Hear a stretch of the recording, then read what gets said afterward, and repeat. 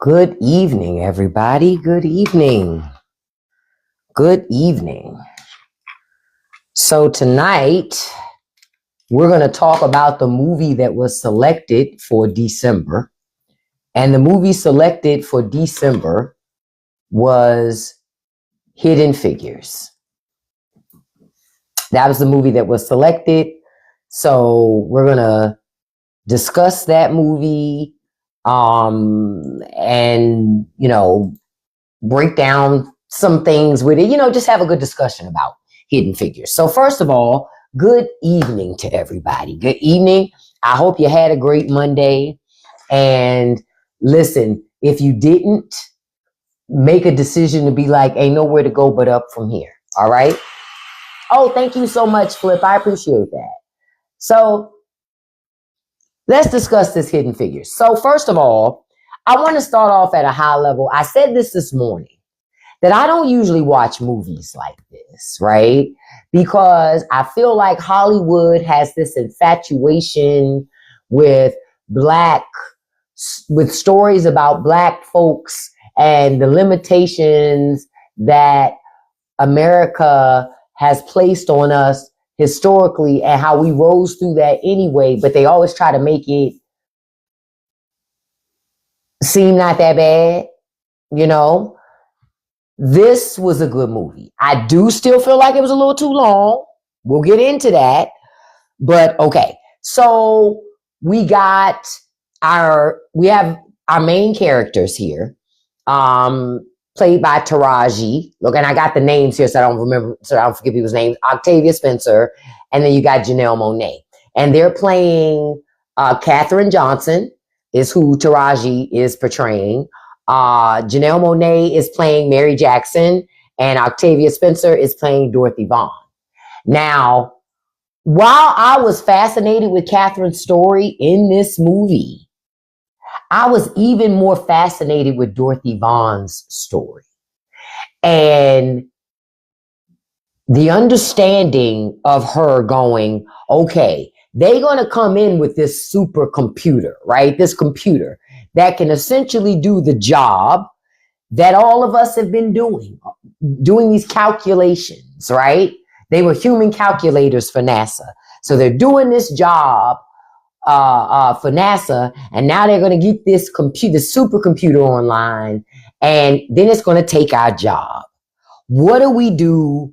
How can we pivot to make ourselves useful even in this new environment? And having the foresight, that's rusty out there, y'all. I'm in this damn bowl. Ain't nothing in the bowl, but rust. But having the foresight to be like, okay, they got this computer, but understanding that a lot of the people that work there didn't know how to program it. They didn't know how to use it. They didn't know what to do. So her having the foresight to go, okay, well, having the computer is one thing. Now we got to know how to program it so we can do the things that we needed to do. Afternoon, Alex. So I loved that. So I loved Catherine's story. Don't get me wrong, but I really liked Dorothy's story and her role and where she was in all of this. I really liked that. I was like, that's pretty cool. And then all of the other Black women that ended up coming over to that department, I thought that was pretty cool. Now, okay, before we get to Taraji's character, let's go on over to Mary, right? Okay, that was played by Janelle Monáe. And she was another woman that worked at NASA, and she wanted to be an engineer.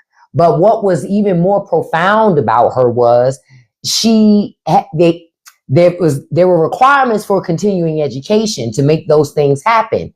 And in order for her to get that continuing education, she sued. She went to court, and she convinced the judge to allow her to take those classes. And he did let her take night classes so she could do what she needed to do. So I thought her story was awesome. I thought the way they framed the dynamic or between her and her husband, like her husband at first having a tough time accepting that she wanted to be an engineer. And then at that point then going, well, if this is what she wants to do, I support you 100%. So I liked seeing that change. Yeah, the courtroom scene was awesome because what she did was she reminded the judge so that he could see how he was a first at something and how he could continue to be a first at something. I thought it was pretty cool in the way that she did that because it got the judge in the feels. Technically, the judge got emotional. He was like, how can I'm just going off of what I could see in the expression of the actor. He was really good too. Like, how could I possibly deny what she's saying? She actually has some pretty decent points. He actually agreed with her more than he wanted to hate. And I liked that. Now I'm going to tell you, okay, so can we talk about the bathroom situation? Can we talk about that? That was getting to me. That was getting to me. It was getting to me. I was like, wait a minute. So this woman got to hold her bathroom situation as much as she can because every time she goes to the bathroom, it's at least 40 minutes of her time to go all the way across campus to get to the colored bathrooms only. Crazy, right? Crazy. And it was just like, I already knew that when she went to the bathroom, she couldn't go in the building that she worked in. I figured that much. But then realizing she got to run because she can't walk. She has to also rush to do it. But I loved Catherine's delivery. Taraji, playing the Catherine character. I loved her delivery when Kevin Costner's character, Al, was all upset. Like, where do you go? I look for you every day. She like, listen, ain't no bathroom here. Okay? Like, what the fuck you want me to do? I'm trying to work with dignity as much as I possibly fucking can, even in spite of the fact that there are people that work with me that treat me less than that. And when she said the part about, and a coffee pot that nobody will touch, I said, my God. I literally said that out loud. I said, my God. It was like, whoa. Because when you say it like that, it even shines the light on even more how ridiculous racism and segregation is,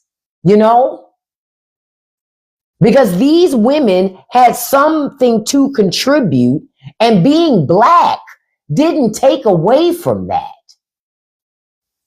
To me, this movie was an example of diversity, equity, and inclusion. These women were more than qualified for the jobs that they had, more than qualified. And having other perspectives at NASA was a part of getting us into space and eventually to the moon. So that's what had me like, that bathroom scene got me when she finally got back out of the rain and she had been rained all over and she's fighting to get there and back only to be questioned as if she was slacking. Loved every minute of that. Loved every minute of it. You said, now then the white man who had the job. Yeah, true.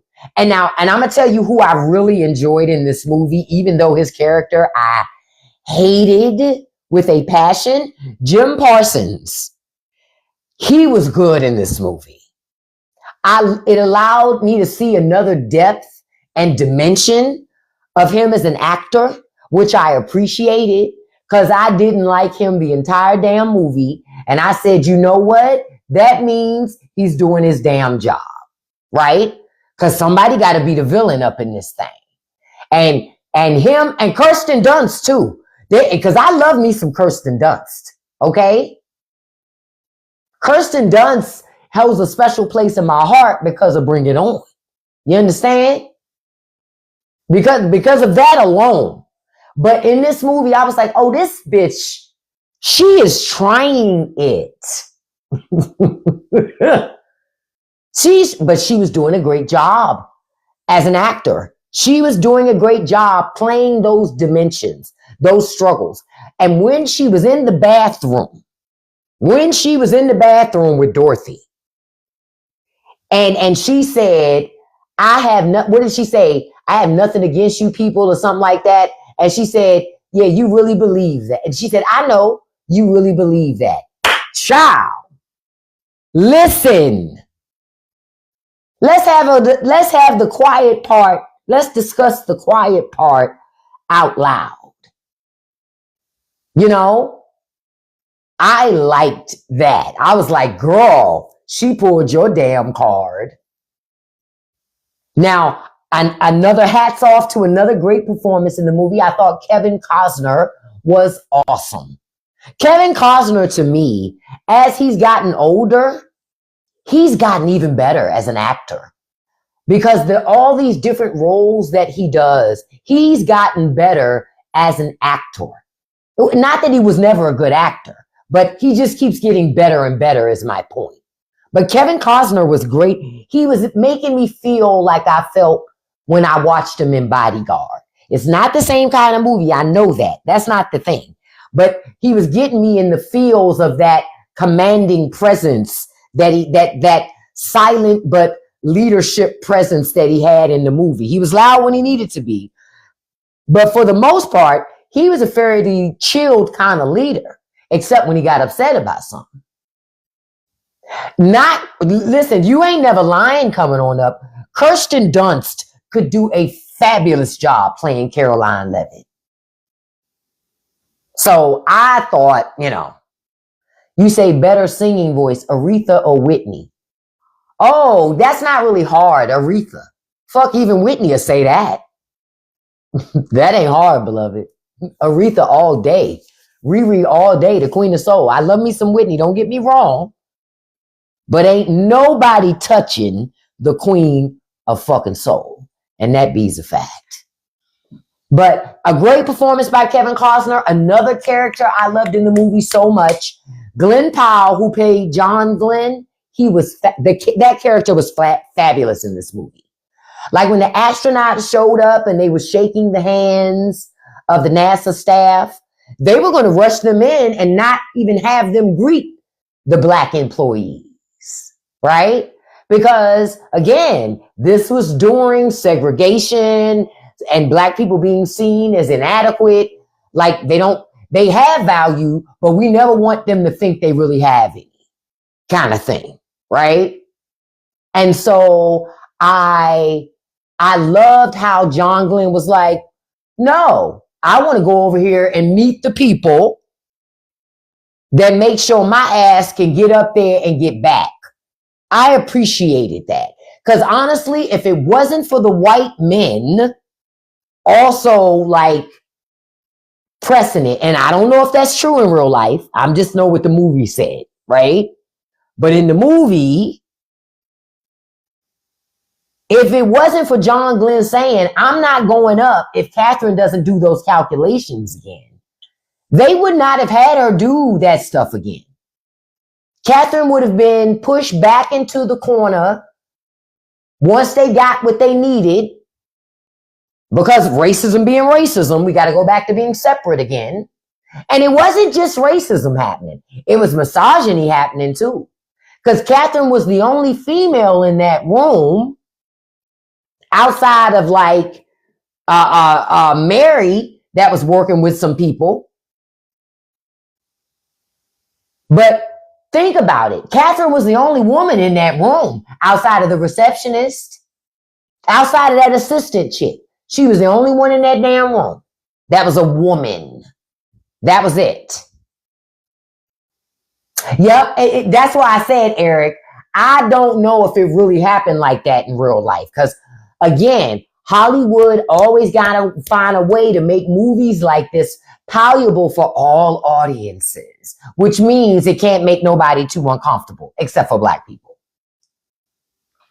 So that's why I said, again, I liked it, but I don't usually watch movies like this. This is not this. I tend to stay away from shit like this because it always pisses me off with how they tap dance around shit. You know, so yeah. Folks be scared. That's like I'll give you an example. Like a movie like Color Purple from back in the day, the Steven Spielberg one. Granted, it's directed by Steven Spielberg, but it's a really black movie, right? You hard pressed to get people to make movies like that now because they're so concerned about hurting feelings or making people feel uncomfortable. It's like when they want to do slavery movies, but not really show the real atrocities of slavery. Then why are we even doing this movie? Like, you might as well make the motherfucker a musical. If you're going to water it down and not be accurate about what it is. And I'm torn between being accurate, but then it's not a documentary. It's entertainment. But then that's why I have a problem with making the suffering of minority people, especially my people, entertainment. I just got an issue with that. But this movie I did enjoy, but I stand by what I said. This motherfucker's 30 minutes too long. I'm just going to say it again. It's 30 minutes too fucking long. I'm like, do we really need to go on this long of a journey to understand the level of racism and misogyny that these women are dealing with? Do we really need 2 hours and 1 minute of that shit? No. But they had to make you feel good after how bad they had been treated. So they had to make you feel good. And then, oh, the astronaut, he got to go into orbit. And it was one step closer to getting us to the moon by us being able to orbit. Yeah, all that bullshit cool and everything. But I didn't forget that they had a colored coffee pot. You know what I mean? And also, I want to address another thing. You remember the scene when she did say something about the bathroom, and then the next day, I think Kevin Costner proceeded to knock the sign down, like the colored women signs down. Again, to me, it was trying to wrap up and make segregation. Oh, we just all used the bathroom together after that. Wait a minute. So follow my logic here. He had enough power to stop segregated bathrooms at NASA, but he didn't have enough power to keep Catherine in that room after they had got those men into orbit.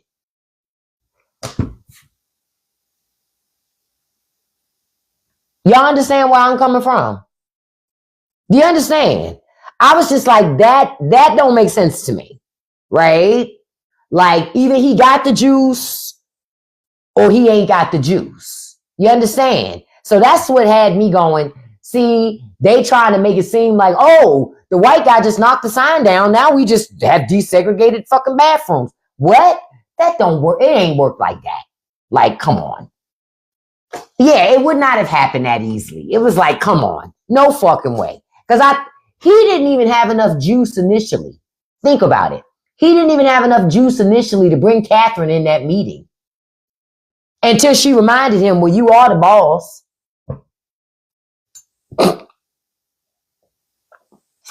Remember? He was like, not sure what to do. So I'm going, wait a minute. You can desegregate all the bathrooms, but you can't keep Catherine in that room. Okay. Like I said, this is why I don't watch movies like this. Because 1 + 1 never equals 2 in these movies. But I enjoyed it. I'm not going to lie about that. I did enjoy the movie. But I was like, I'm watching y'all. I'm watching y'all. I told you, because I had to pause it a couple of times to make it through. No disrespect. I had to stop for a minute and be like, yeah, I got to walk away from this shit for a minute. Because, like, I'm going to give you an example. In the beginning, right, when their car broke down, they were outside, then the car broke down. And then the cops showed up. So they do a little bit of talking to the cop, and Murray being sassy as hell, and then he just escort them to the NASA location, and then when they get there, they just wave and keep driving in.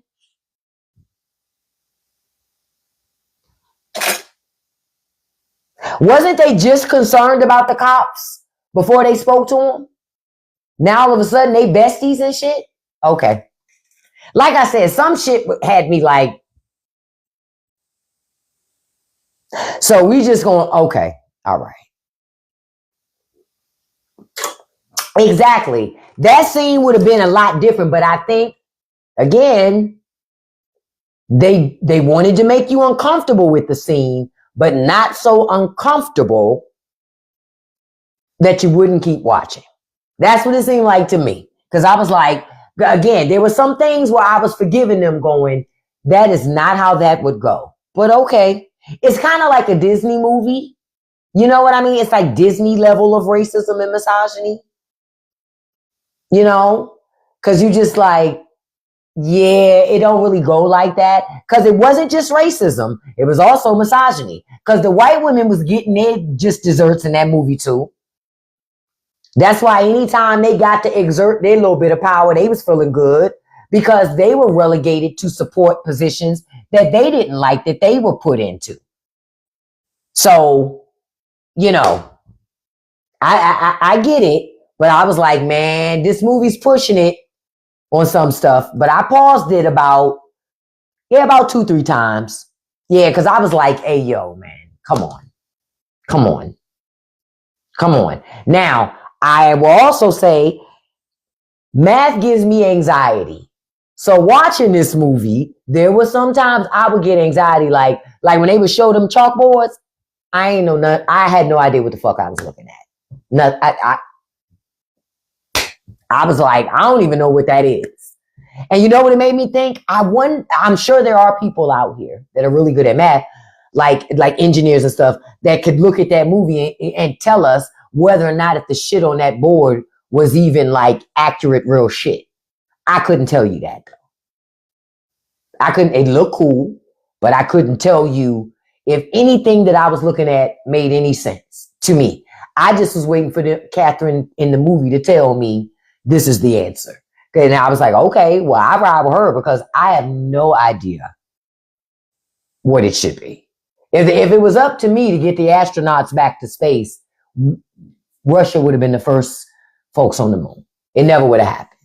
So I'm always fascinated by people who are really, really, really great in math, because I think it takes a certain type of skill, and it is a science, but it is an art to math as well. I do think that art can be a beautiful thing, but it's not my ministry. That's the thing. I wish it was, because I think this movie is in many ways a love letter to people who love math, because you get to see a lot of math in this movie. But I did like it. I just think that it was a smidge too long. Yeah, I just think that it was a smidge too long. And I'm reading here, like, again, some things were accurate. Back then, these women were considered human computers because they would perform complex manual calculations for aeronautics and space flight. They were segregated at NASA.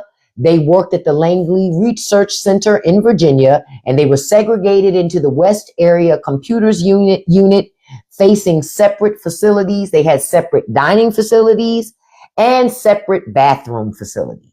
And see, the movie doesn't address the food. So I'm assuming they had desegregated bathrooms, but they were still eating in separate lunchrooms. Listen, I'm trying to be good, but I that's the elephant in the room. I can't ignore those things with this movie. I just can't ignore that. And then we saw that Dorothy Vaughan became NASA's first Black supervisors, leading the West computers and mastering the Fortran programming language to transition the team to electronic computing. And then Mary Jackson, she was a teacher who fought to make graduate level math and physics courses at an all-white high school to become NASA's first Black female engineer. So there was a lot, that was true, but then there was a lot that wasn't true. Like I'm seeing something here where they say it's largely historically accurate in spirit. When something says that, they say it's largely historically accurate in spirit, highlighting the real contributions of Black female mathematicians at NASA, but takes significant creative liberties for dramatic effect, condensing timelines and combining characters.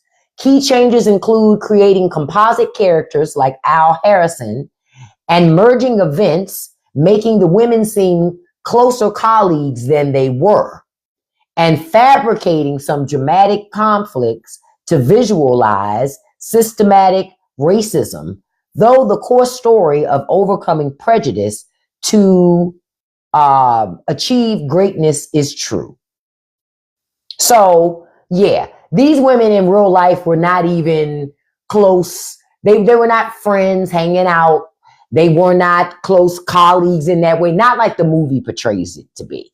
But the movie, it makes sense why it was written and done in the way it was presented. It makes sense. It makes sense. Like I said, I give this movie, if I had to rate it out of a 10, I would give it a 7 out of 10. The only reason why it's not getting an 8 from me is it was 30 minutes too long. I stand by that statement. It's just too damn long. I'm sorry, but I'm not sorry. I was like, yo, for real, they didn't even have to show us the scenes with Catherine as a little girl and computing and how, because they didn't give us enough of that for it to even matter. You understand? I felt like it was a waste of time. It didn't even matter. It was like they could have cut that shit out. We didn't need that. We didn't need it. And quiet as kept, we didn't need all that courting between Catherine and that man that she ended up marrying. We didn't need all that shit. I was like, man, this is unnecessary. Can we just get to the damn astronauts? I tell you, listen, I told y'all I don't usually watch movies like this.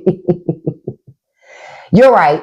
A separation would have made it difficult to tell this story. So you had to kind of combine things in the way you did. You did.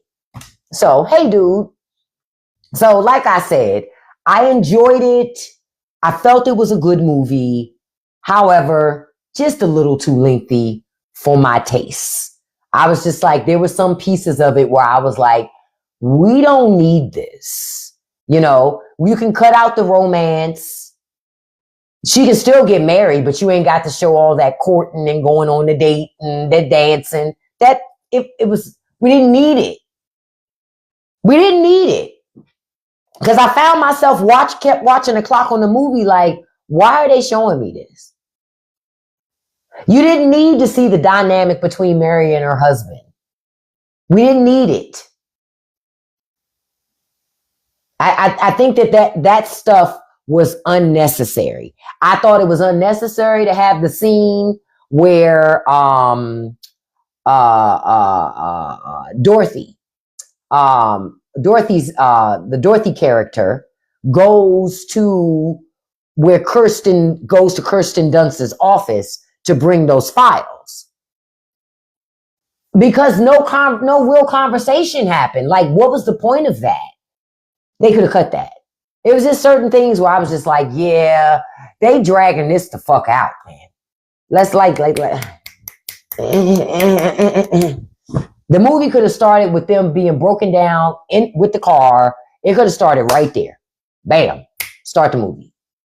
I just felt like it was some things they could have got rid of. But overall, I liked the movie. I thought the casting was great. Set design was great. Costumes were great. Dialogue, it was written well, directed very well. Like I said, it was just too long. Yep, it was just too long. Yeah. So that is my take on Hidden Figures. Again, to me, Hidden Figures is another example of why and how diversity makes everything better. Not only were they Black, but they were women, providing another perspective, another way of thinking, another way of doing that actually led to wins for everybody because of that.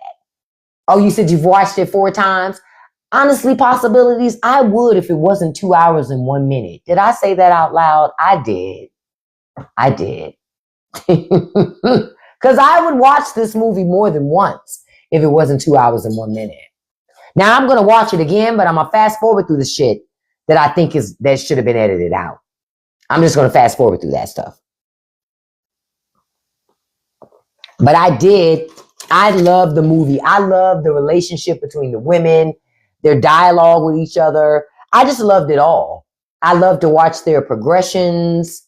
And I just want to say, Janelle Monáe has turned out to be a really great actress.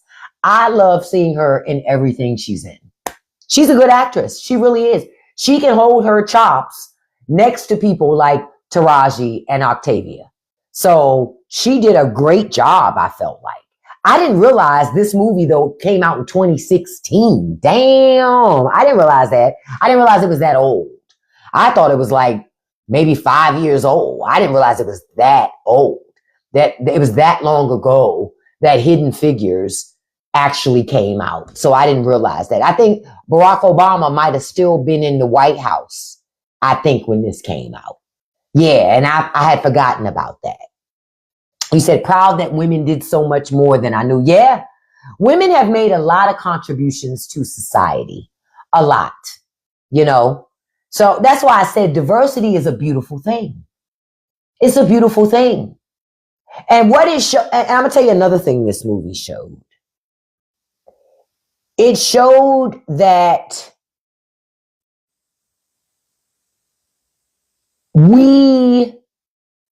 competition is a good thing, right? Like America was racing its ass off to get to space because the Russians were trying to get to space.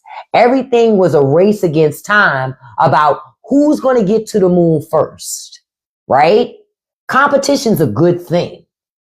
And competition was what caused us to accomplish what we did. I say all that to say America has gotten away from competition. We've gotten away from that, and getting away from competition is going to be the very thing that makes it extremely difficult for us to win as a nation, because we don't believe in competition anymore. America is now a country full of monopolies. Competition is almost seen as a bad thing, you know, but competition is what caused NASA to do whatever they had to do to make sure our asses got into space.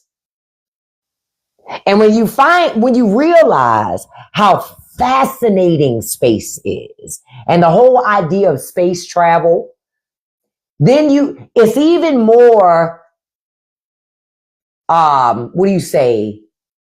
exciting is not the right word. Even more brilliant and awesome the work that not only these women, but all of NASA did to get us into space, into the moon, to the moon. And now when you look at how much more NASA has accomplished with all the different telescopes, the James Webb telescope and all the other different telescopes that we've sent out, all the different things that we have learned about space is all because of math. You can't get there and back without math. It was just when you think about like going to space is not. I remember I saw a video. I know that many of you are probably familiar with Neil deGrasse Tyson. I love listening and watching Star Talk episodes. I love watching him and Chuck together. I love that. So I watched the Star Talk episodes. And one of the things he talks about is Chuck asked, well, if I just wanted to go to Mars on a Tuesday, can I just go? And he reminded us, no, you cannot. Because again, when we go to places like the moon or any planet in our solar system, any place in our solar system, we're not going straight up.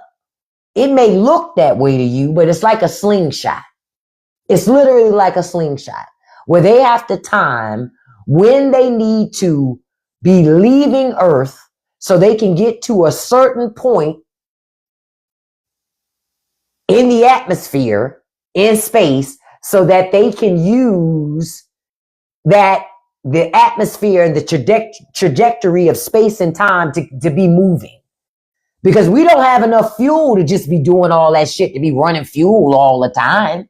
So some of it's just using, the physics of it all. That shit is fascinating to me because I love to learn about space. I'm always like learning stuff about space. Space is a fascinating thing, but it's a scary thing.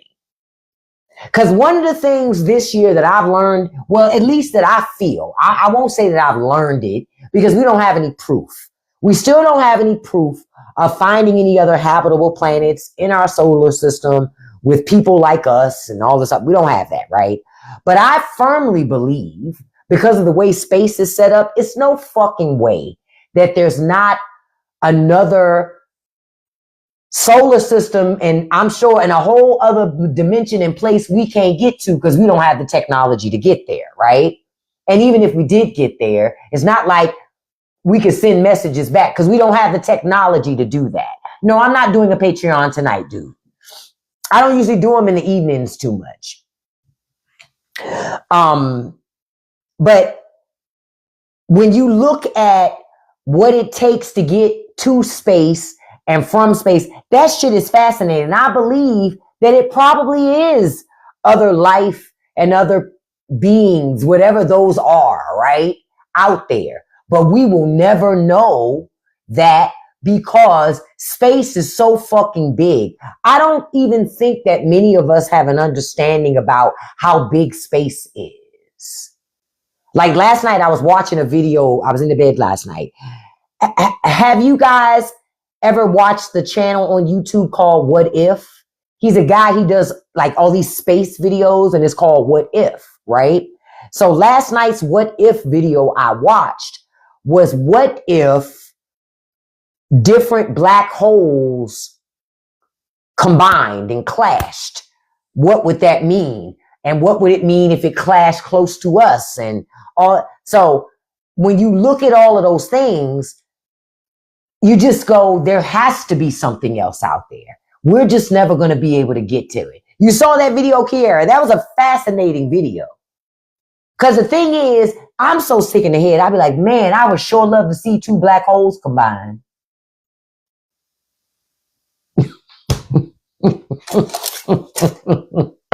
It's not that simple.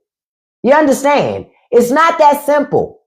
You know what I mean? It's not that simple. Plus, I love to watch those space videos where they say, okay, what would happen if Mars left our orbit? Because I be thinking in my mind that all the planets in our solar system, they're just random. They're just there. But they're not. Everything that's there is there for a reason. And it all works together to keep everything in line. And if you lose just one of those things out of the orbit, it could throw off everything. That's some scary shit when you think about it. That's scary shit. Extremely scary shit. I love to read the articles about the James Webb Telescope and all the different things that they're finding where they think that they found the edge of the universe. That shit's amazing. Because all they got is a camera to take pictures. It's not like we can travel to it. It's too far away. Even if we did travel to it, none of us would ever be alive to know what they found, because it would take millions and billions of years to send all of that information back to Earth. So we would never know. You say, what did they say would happen if two black holes collided? It would just turn up to be a bigger black hole. Eventually, they would just keep circling each other till eventually they would suck into each other's space, and then they would just become a bigger void. That's what it would be. Nothing from nothing leaves more nothing, essentially. You know? Like, we have a black hole in our solar system. We have multiples black holes. That shit is fascinating. In our own solar system, we have them. It's fascinating, but it's fucking scary. Because, like, okay, have y'all ever seen the space video? I saw it online before. I don't know why I watched this fucking video. It fucked my head up, but I watched it anyway. It was this video. This guy, he does these 3D simulations, and it's no talking in these videos. He did this 3D simulation of what would happen if the moon crashed into Earth. I don't know why I watched that video. I don't know why I watched it, because somewhere in my mind, my dumbass mind, I'm thinking, yeah, if the moon crashed into Earth, it wouldn't kill us all. I think some of us could hide in bunkers. No.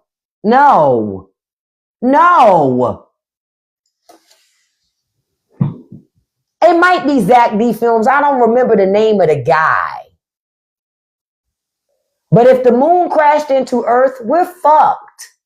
Quiet is kept if our own moon, like growing up, I never understood, until you start learning about space, I never understood the importance of our moon.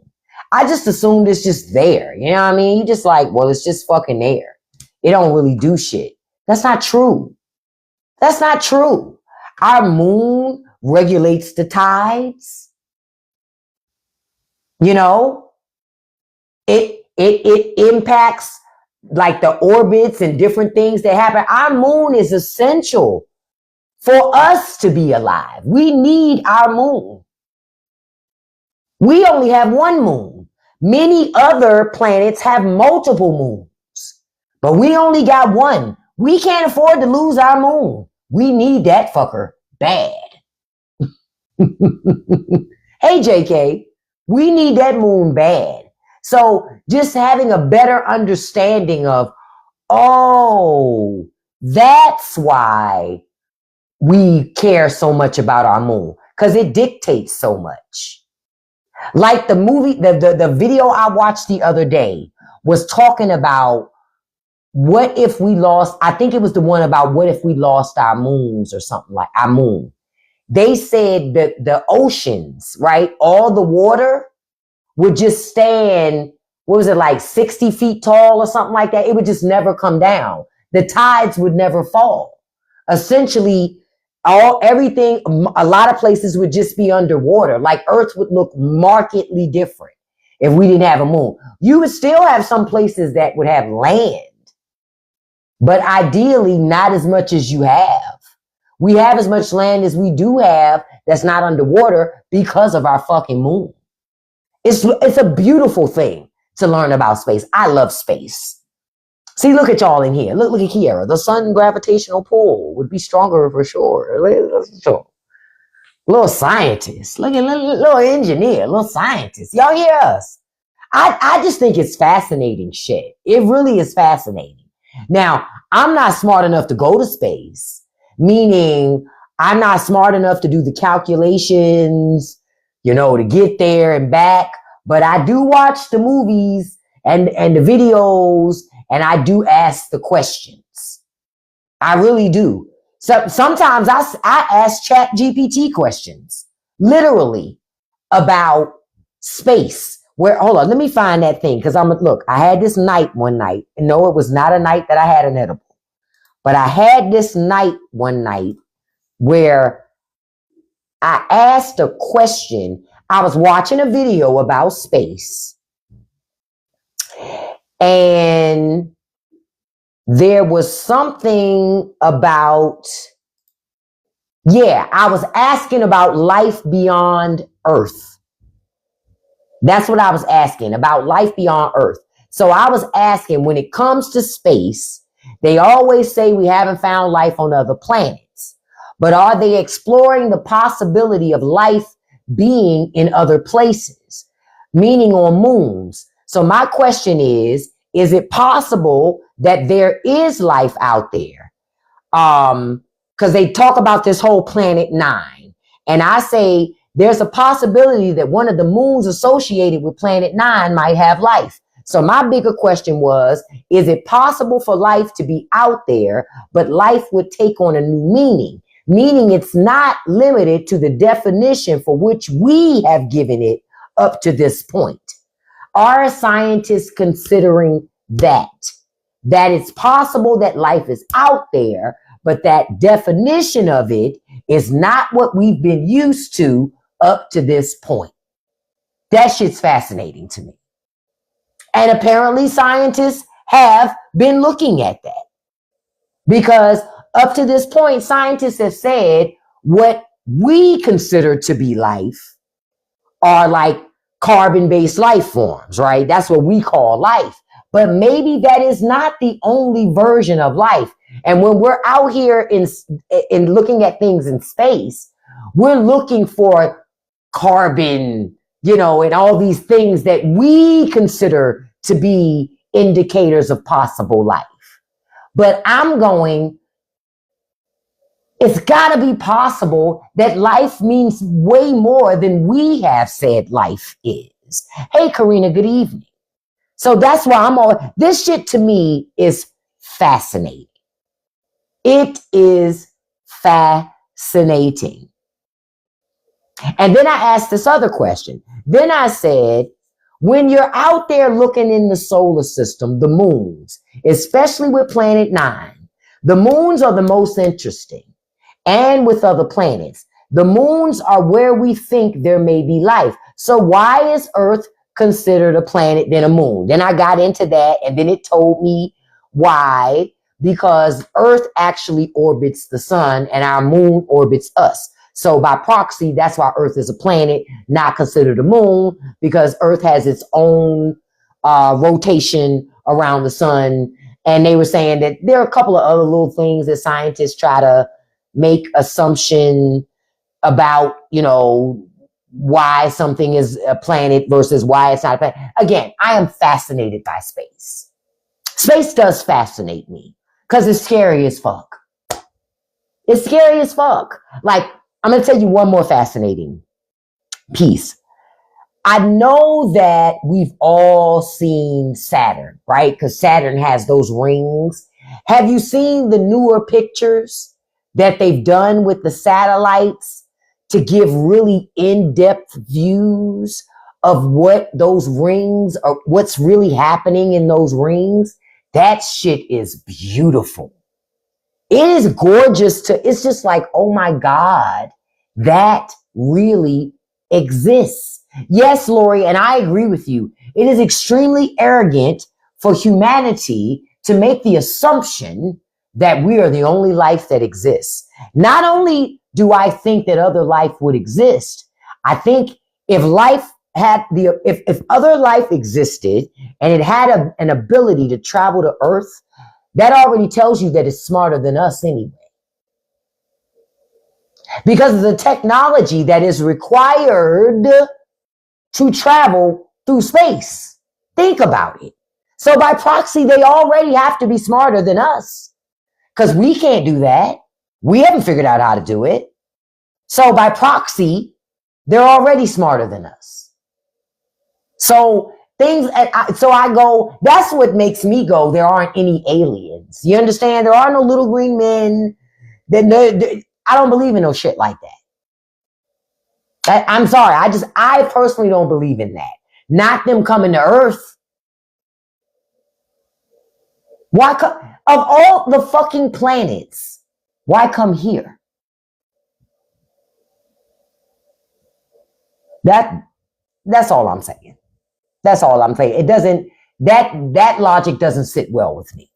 It just doesn't. Not the little, not in that sense of not resources. No, because I'm gonna tell you, you can get resources that we have here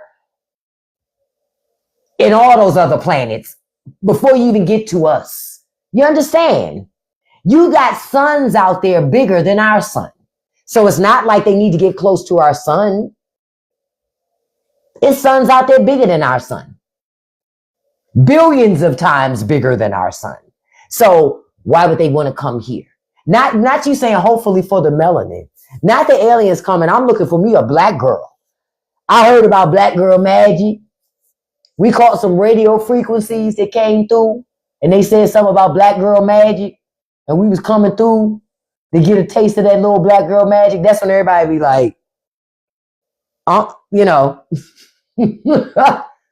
you say we're from the same. I agree. I do think we're all from the same explosion, but where you ended up in the explosion determined what came to be. You know what I'm saying? You say, what about ancient drawings of spacecraft found in South America? I don't think it was spacecrafts. I'm being honest. Let me tell you why. Okay, I'm going to tell you why. Y'all know how when we get the eclipse, how people act all nutty when we get an eclipse, and we have information to know what the fuck is happening. Imagine the people from before not even understanding what's happening. They're just assuming that it's gods fighting or it's this and it's that. They don't even have an understanding of what these things are out there. So that's why I say I don't buy it. Because I go, listen, this is my thing. I guess I look at it like this. If spaceships existed, right? Think about it. How come we don't have more footage of aliens when everybody got a smartphone now?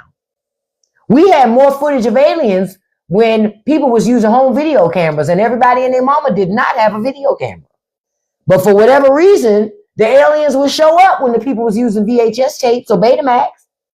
But now that everybody got a fucking smartphone, fucking iPhone, Samsung Galaxy Note and shit, the aliens are like, hey, man, let's not go back down there. Shit. They got 5G. Like, the fuck? Like, that's where I go. That's where I say it doesn't make sense to me. I'm being honest. That's where I go. That's where they lose me. It doesn't make sense. Where are they now? It's kind of like Bigfoot. Think about it. People can only get pictures of Bigfoot with shitty cameras. How come ain't nobody went to where Bigfoot supposedly is with their 4K camera and their great internet and their what's that Starlink and all this other shit and catch video of fucking Bigfoot? Loch Ness Monster. If that shit is real, how come they don't take their high resolution HD cameras and go catch pictures of the Loch Ness Monster? Now they can even do drones. They don't even have to go there physically. So that's why I said, you say we took videos with our phones. People said, well, Elon Musk has a shitload of satellites up there. It is. There's a lot of Starlink satellites up there. To a point that you might think somebody's watching us. The only person watching is Elon Musk. It's not anybody from another galaxy. Because let me tell you something. Again, if somebody has the technology to watch over Earth like that, they don't even have to get that close in our atmosphere to watch us. They could be able to do that watching and surveillance from way far away. And long before, and by the time we would even know that they were watching, it would have been years after the fact. We wouldn't have known right away. It's not like you're going to know in real time. It's like, well, see, here we go again with that funny space-time thing. Like, anything I see now really happened billions of years ago. but it's still happening. It's weird shit. That's what I love about space. And that, again, time is relative. Man created time to understand its relationship with the sun. Man created that. Because technically, time is really what we created. Is what we created to understand why that bright thing is there sometimes and why that bright thing not there sometimes. So we can grow food, so we can do certain activities and plan certain things. Man did that. Man did that. Yeah. So that's what y'all see a lot of in space. Elon Musk has a shitload of satellites up there. You're right, Tanya. And Tanya, that blows my mind too, because time doesn't really exist.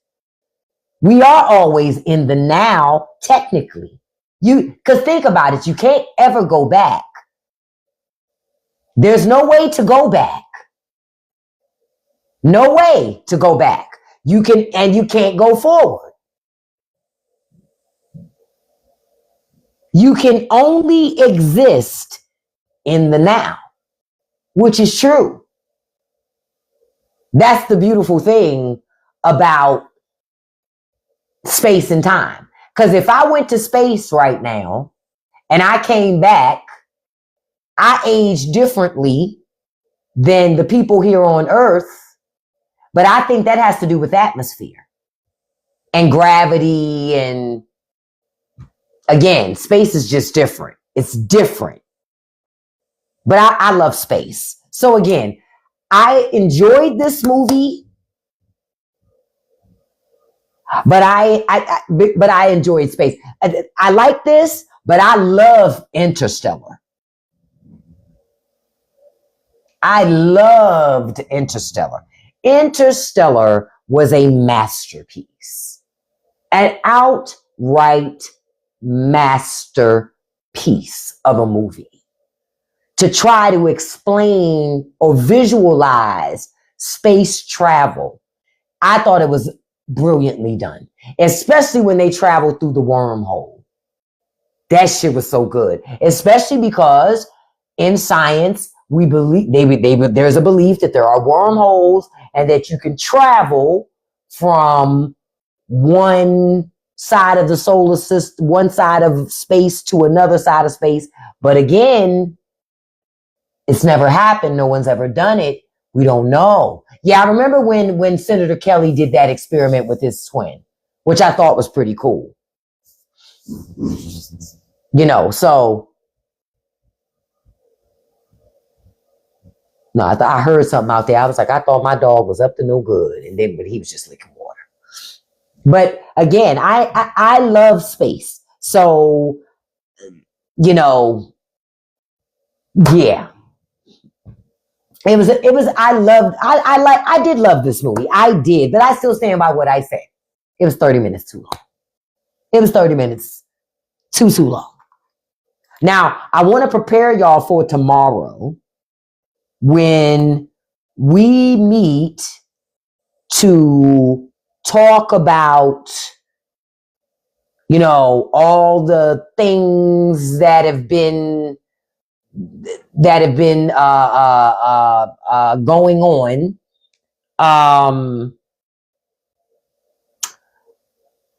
A couple of things that I want to talk about tomorrow. We're going to talk about I don't know if y'all heard the report that the Justice Department claims they found 1 million more files.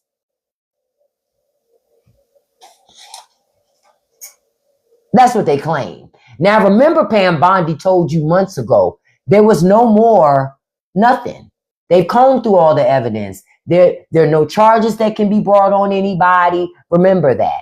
I'm telling you, they're trying really hard to cover up for Trump.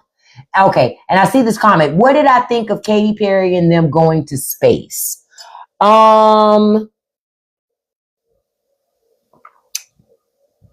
It was rich people showing they have connections. I wasn't impressed. If they wanted to impress me, they should have taken regular people to space. Regular people. I don't give a fuck what Katy Perry thinks about going to space or Gayle King. No disrespect to either one of them. But I don't care what they think about fucking space. I would have rather them send people to space that are normal, regular folk. Somebody that maybe does space stuff on YouTube. You know what I'm saying? That would have been more interesting to me, and have them come back and talk about their experience. But they didn't really go like space. All they did was go up and go right. They were still inside of Earth's atmosphere technically. So they didn't nearly do, they didn't do what astronauts be doing. It wasn't even that. It was more of a, like I said, a touristy thing for rich people to do. Rich and powerful, connected people. I wasn't impressed by it personally. I'm being honest. I just wasn't impressed. I was like, my first thought, because I like Katy Perry, but I was like, why the fuck is Katy Perry going to space? She don't have nothing else to do? Okay. That was what I thought. Yeah, it was very performative. It was. To me, like I said, it was just about showing how they want to do this tourist thing for space travel. But most of us cannot afford to go to space for fun. You ain't got, you got 100, 150,000, 200,000 just to go to space real quick? No. So it's not like it's something that you and I would get to do anyway. So it seemed to me they should have just taken regular people. Rich and powerful people get enough free shit.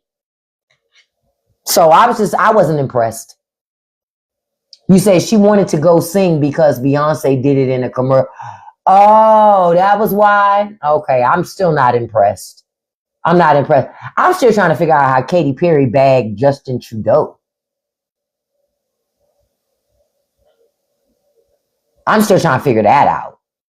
But okay. I don't even get that.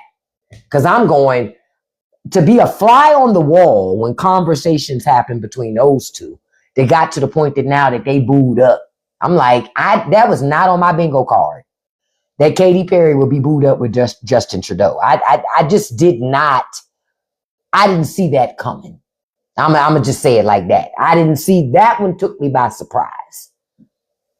That one took me by surprise when that happened. Because I just was like,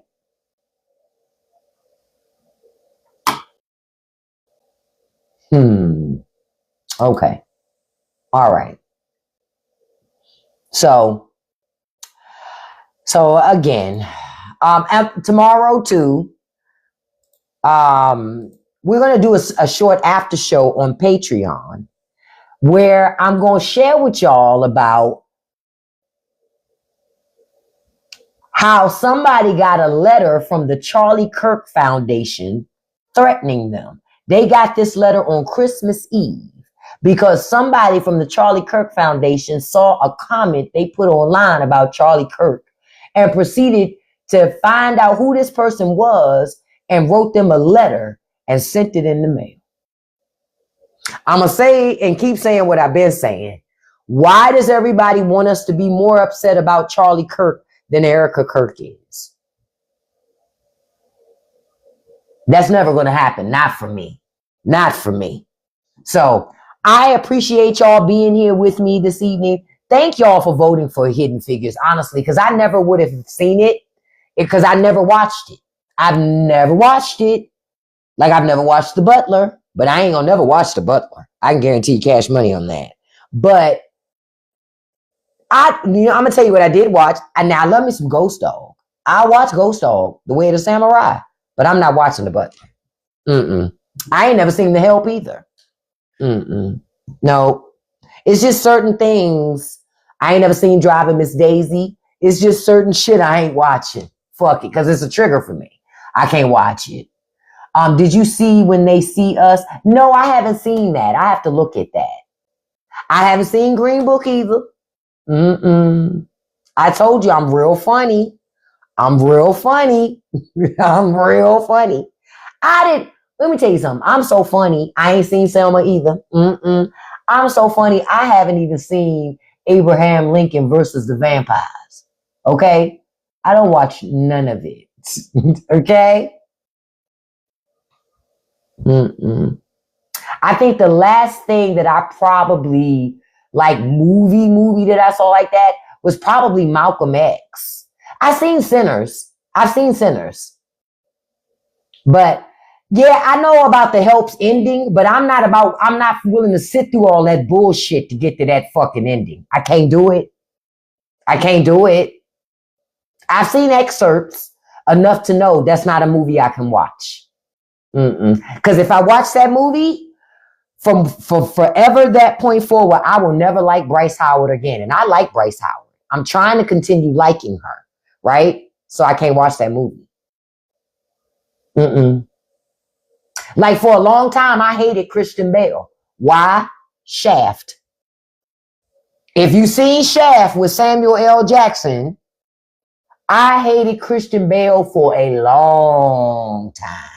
I was like, I hate this motherfucker.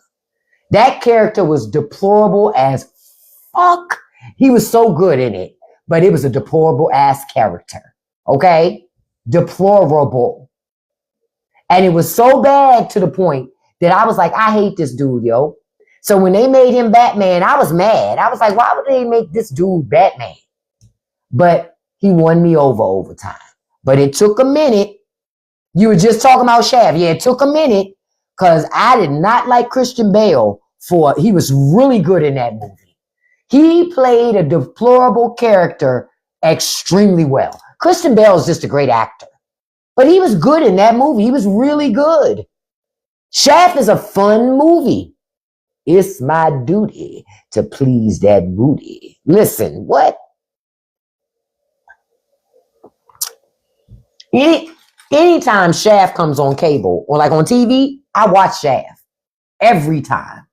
Shaft is a fun movie to watch. You got Busta Rhymes in there, Vanessa Williams in there. I'm trying to think who else you got in that movie.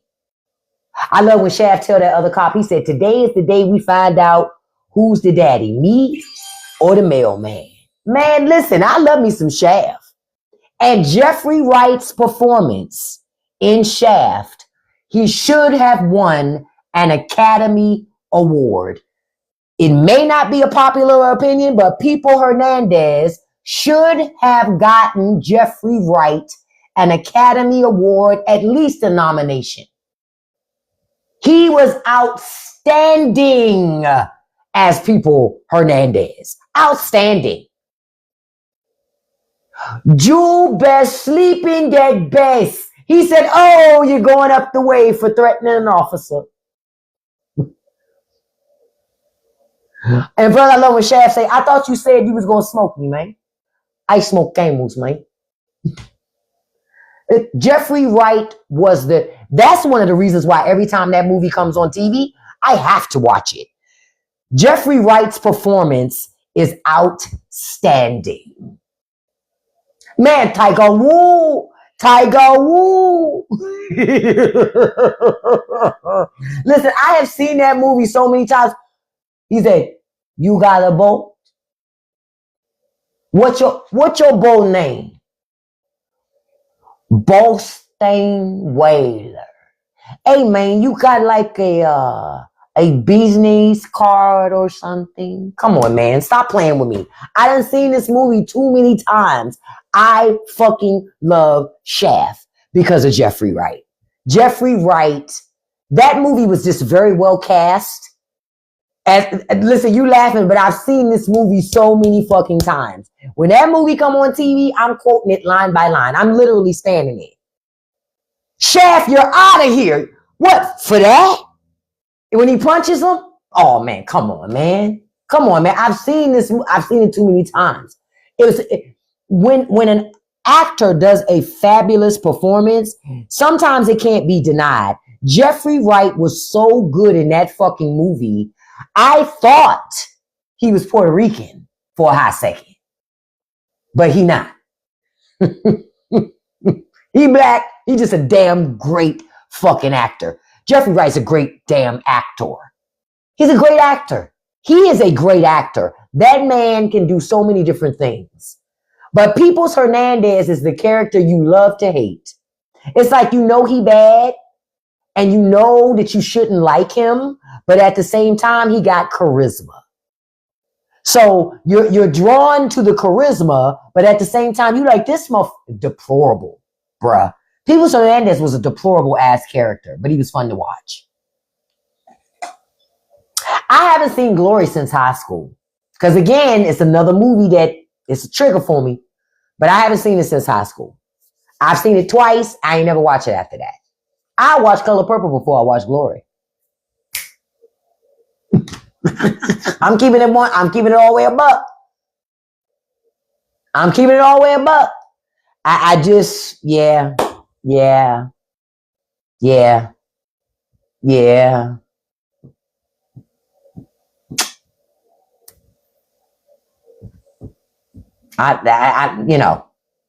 Jeffrey Wright is very underrated. He is. He does not get his flowers the way he deserves. Not Jeffrey Wright. Jeffrey Wright should be getting way more kudos than he gets.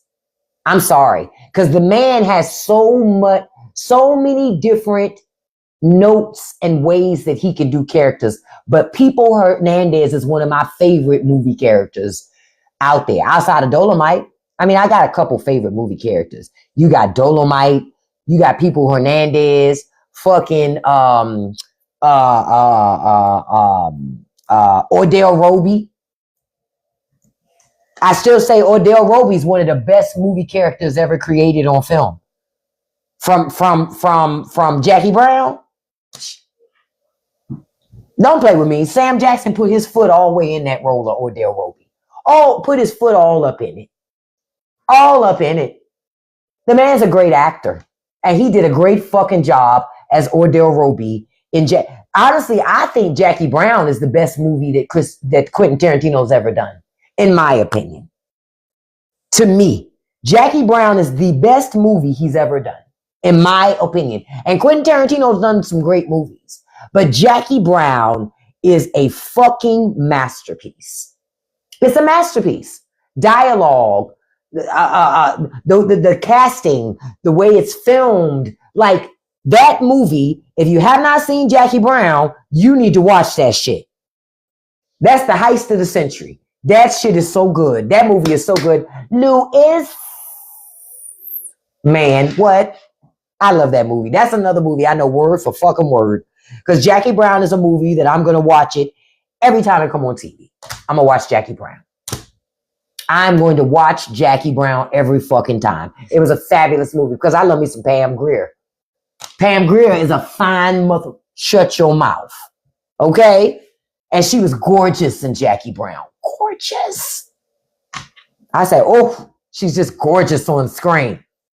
So, I thank y'all for joining me tonight. We're going to have some great discussion in the morning. I appreciate y'all being here. Don't forget, we're going to do our bacon on Saturday. I haven't figured out yet what we're going to do. I got to send some stuff to my girlfriend coming up. So what I might do is do all the little mini cakes and the cookies that I'm going to send her. So we'll see. We're going to see. I'm going to figure it out before Saturday. But I appreciate y'all being here. I love you. Have a beautiful and blessed evening. Listen, don't let nobody live rent-free in your head. Don't feed any trolls. And you can accomplish anything you put your mind to as long as you stay consistent. Have a beautiful and safe evening, everybody. I will see you tomorrow morning. I love you so much, and I thank you for being here this evening. Have a beautiful and blessed night. Bye-bye, everybody.